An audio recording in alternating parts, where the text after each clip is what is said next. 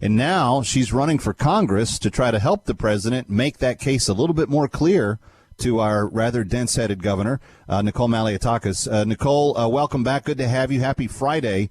So you hear how the governor just framed it, that the president is extorting governments to obey his dictate. Funny, I thought he was the chief executive trying to keep us safe. Actually, what Andrew Cuomo is saying is absolutely ridiculous.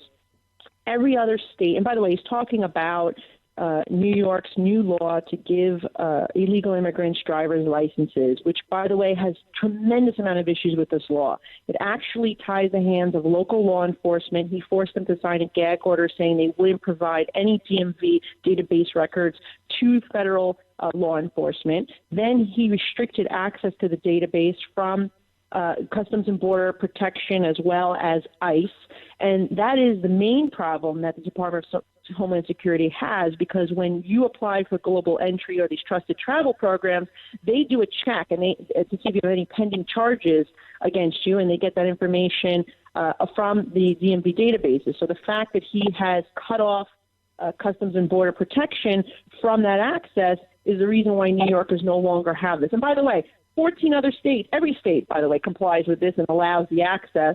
However, 14 other states that do provide driver's license to illegal immigrants do provide the access still, and that's why we are the only ones that are being affected by this. It is really because Governor Cuomo and my colleagues in the state legislature have decided that it was more important to provide benefits for illegal immigrants than it was to protect our citizens. And it's unconscionable in a post-9/11 world that they would do this. And you should also know, by the way, this same law accepts expired foreign documents, that the county clerks who administer the driver's licenses outside New York City have said they don't have the ability to prove are actually authentic, which flies in the face of the 9/11 Commission report. And also, it requires that these DMV and county clerks notify license holders within 3 days if federal agents are looking for them with a warrant. Imagine that. That is what our governor is doing, and that's why the Department of Homeland Security has cut off access for us to participate in the global entry and trusted traveler programs. It is complete insanity, and when you consider the international airports that service the tri-state area, two of them being right here in New York City, this is damaging in so many ways. But Nicole, it is common. It is actually, in fact, the flavor of the week for the far progressive leftist Democratic Party to increasingly make our populations vulnerable, to increasingly take the side of those who oppose us. And I'm not just talking about our governor and mayor.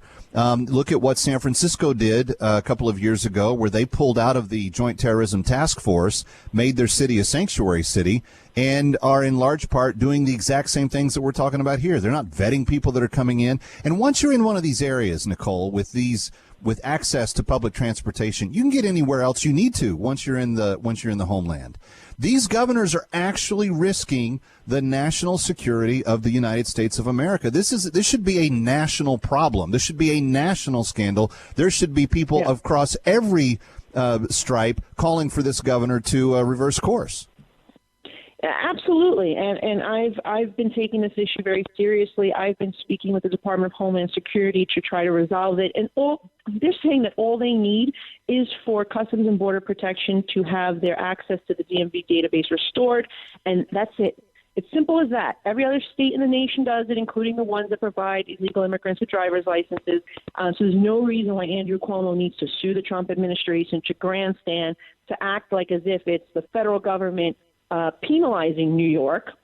They're not penalizing New York. They're taking precaution to ensure that our homeland is secure. And remember, DHS was created after 9/11, and it has a particular mission, and that is to keep us safe. And when you pass legislation that flies in the face of the recommendations of the 9/11 Commission report, that's really ridiculous, particularly coming from the state of New York that was so heavily damaged and lost so many lives on 9/11.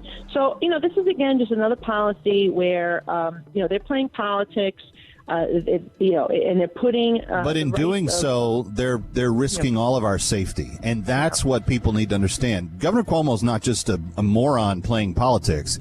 He is juggling the security of we New Yorkers who are depending upon government doing a good job to keep us safe. Anyway, hey, Nicole, thank you so much for being with us. And congrats on the president's endorsement and the tweet. Very few of those people, most people get those, and you do. So let's hope that it helps your fundraising and everything else for your campaign this year.